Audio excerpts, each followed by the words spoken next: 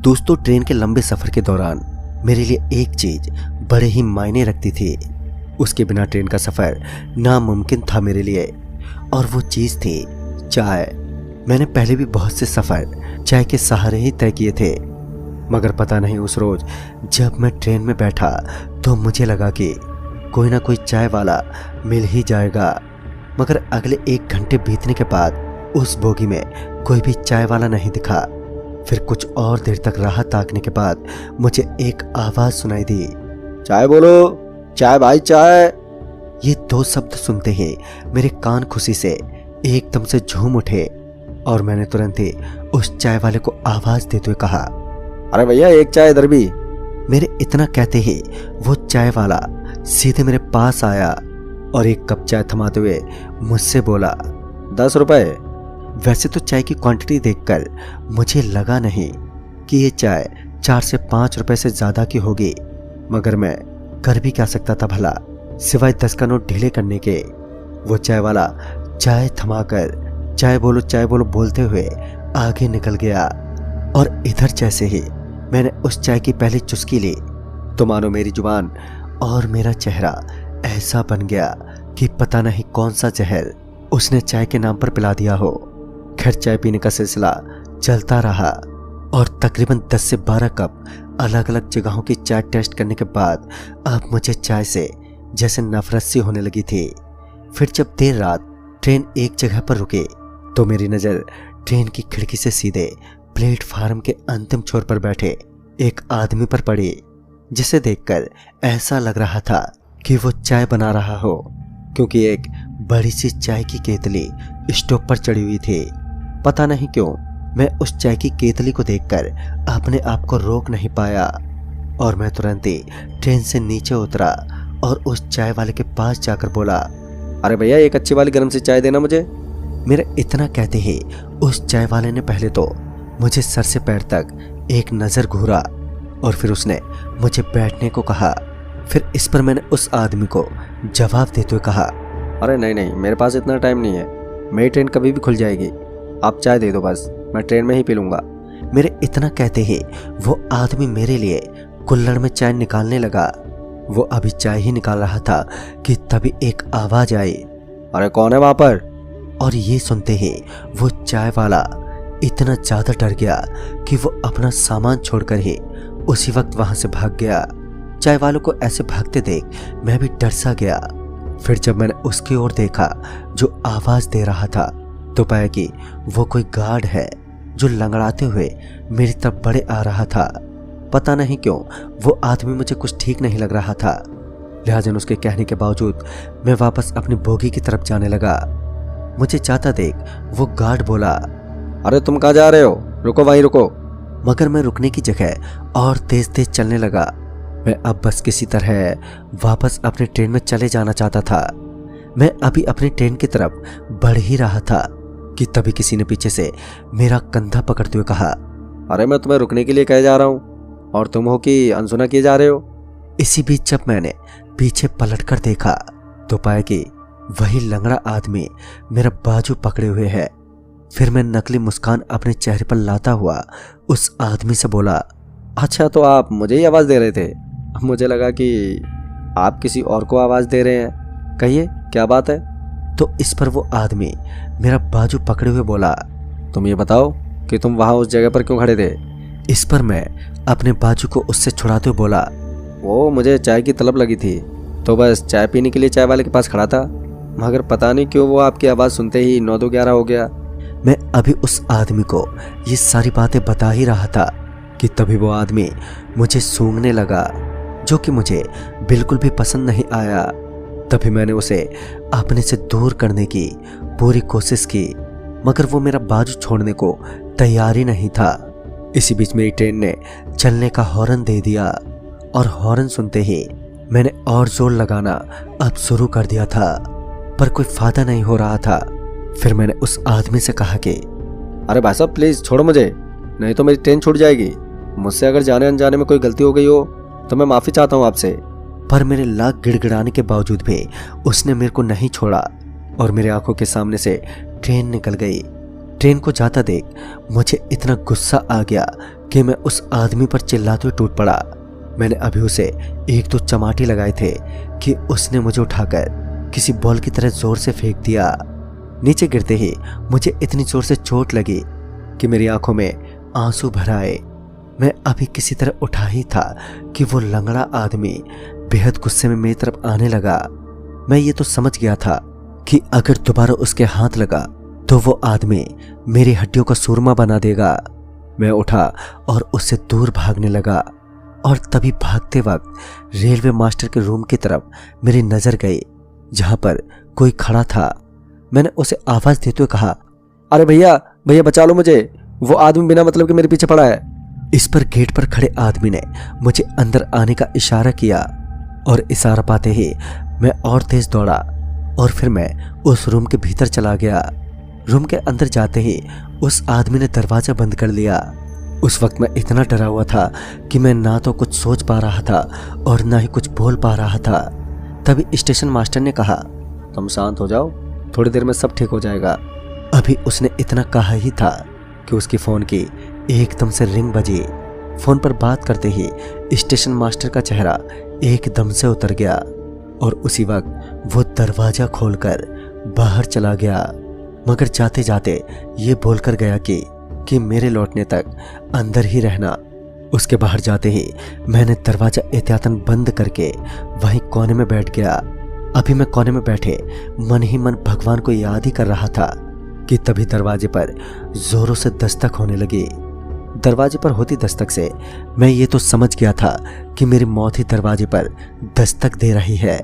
फिर जब मुझे स्टेशन मास्टर की आवाज सुनाई पड़ी तो मुझे थोड़ा सुकून मिला और मैं दरवाजा खोलने के लिए दरवाजे की तरफ बढ़ा। इससे पहले मैं दरवाजा खोलता कि मेरी नज़र कमरे के उस खिड़की पर गई जिससे दरवाजे के बाहर का हिस्सा मुझे दिखाई दे रहा था। मतलब कि अब मैं उस खिड़की से ये देख पा रहा था कि कौन दरवाजे पर दस्तक दे रहा है। फिर जो मैंने देखा तो देखते ही मेरे दिल की धड़कनों के साथ मेरी सांसें भी बैठ गईं। दरअसल दरवाजे पर कोई भी नहीं था, मगर अभी भी दरवाजा जोरों से हिल रहा था। साथ ही मुझे स्टेशन मास्टर की आवाज भी लगातार सुनाई दे रही थी। मैं उसी वक्त कमरे में मौजूद मेज के नीचे जाकर बैठ गया और आंखें बंद कर ली। फिर कुछ देर के बाद दरवाजे पर वो दस्तक होनी बंद हो गई, मगर मैं फिर भी झोंका तो वहीं मेज के नीचे बैठा रहा। फिर कुछ देर बाद मुझे एक आवाज सुनाई पड़ी जो कि कुछ जानी पहचानी सी लगी। फिर जब मैंने एक नजर उठाकर उसी खिड़की के बाहर देखा तो पाया कि वही चाय वाला चाय लिए गेट पर खड़ा मुझे आवाज दे रहा था। उसे देखकर मुझे थोड़ा अच्छा लगा क्योंकि अब मैं अकेला नहीं था। और फिर मैं अपनी जगह से उठा और फिर खिड़की की तरफ जाते हुए मैं उस चाय वाले से बोला, अरे भाई साहब आप क्यों भाग गए थे, और वो कौन था?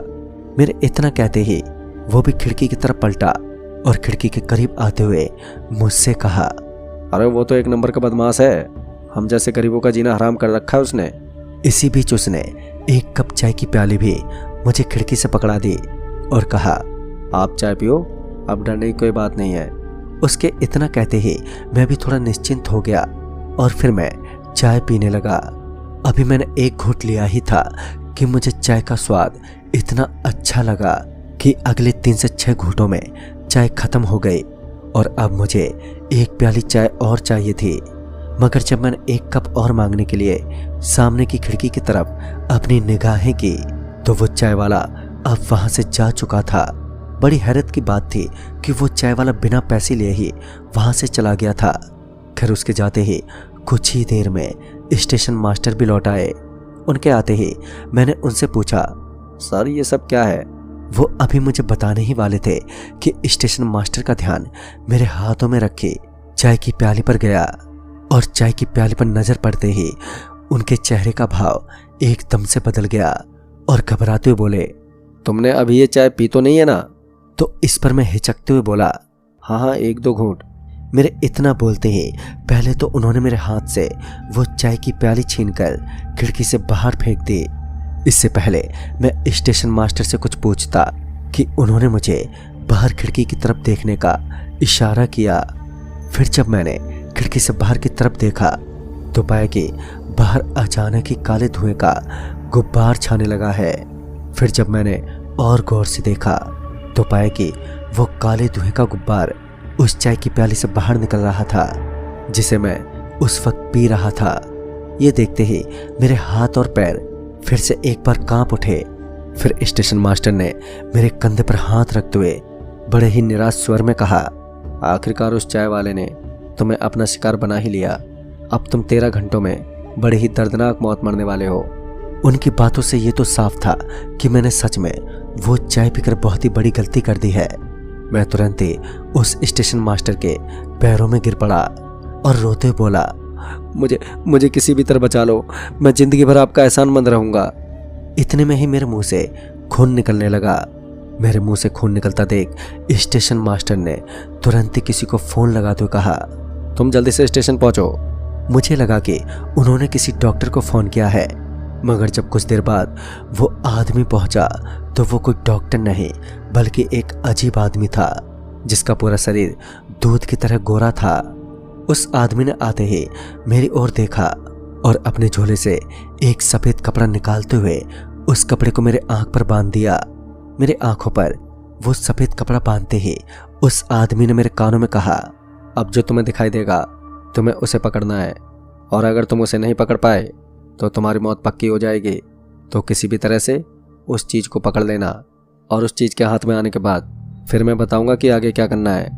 इतना बोलने के बाद उसने मेरे सिर पर 3 बार किसी चीज से मारा और उसके मारते ही मैं एकदम से बेहोश हो गया। फिर जब मुझे होश आया तो मैं किसी कब्रिस्तान में पड़ा हुआ था। अपने आप को एकदम से कब्रिस्तान में पाकर मैं चौंक तो गया था, मगर मेरी आंख उस चीज को ढूंढ रही थी जिसे मुझे किसी भी कीमत पर हासिल करना था। पर अभी वहां दूर दूर तक खामोशी और सन्नाटे के अलावा और कुछ दिखाई नहीं दे रहा था। मुझे लगा शायद कब्रों में से कुछ भयानक सा निकलेगा, जिस वजह से मैं वहां की कब्रों पर आंखें गड़ाए हुए था ताकि कोई भी हलचल हो तो मुझे तुरंत ही पता चल जाए।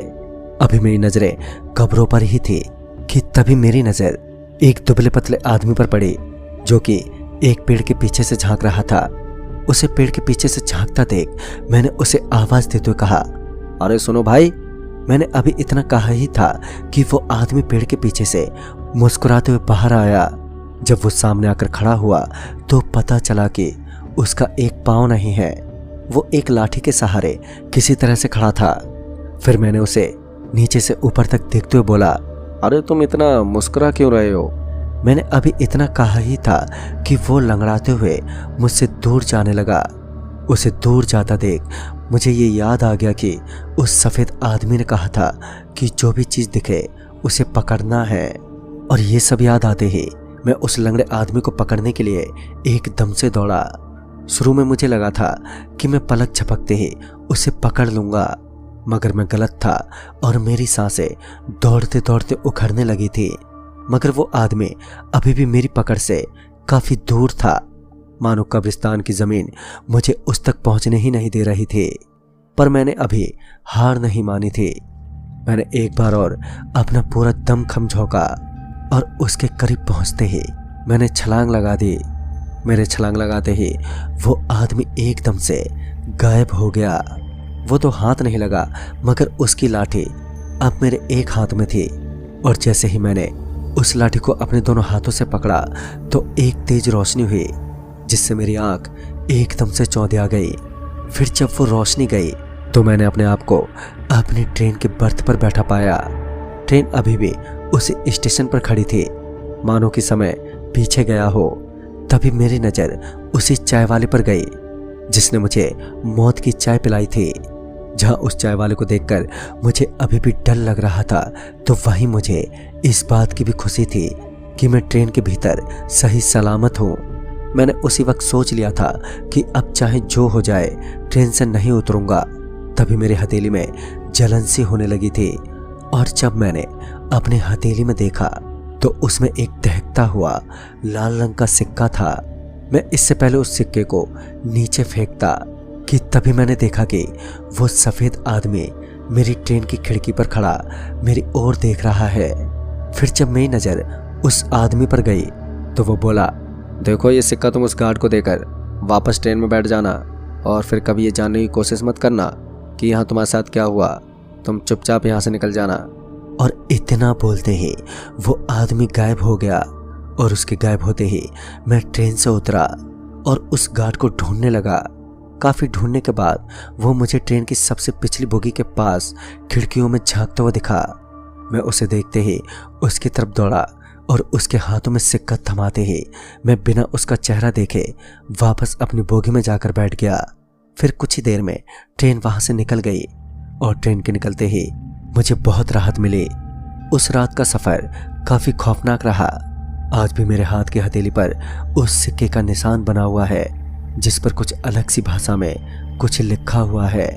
मैं अक्सर उस निशान को देखकर ये सोचता हूँ कि आखिर वो चाय वाला और वो गार्ड और वो सफ़ेद आदमी कौन थे, उनकी क्या कहानी है। मगर मैं ये जानने की हिम्मत नहीं जुटा पाता, क्योंकि मैं फिर से मुसीबत में पड़ना नहीं चाहता हूँ। तो दोस्तों, इस कहानी में बस इतना ही। तब तक के लिए बाय एंड टेक केयर।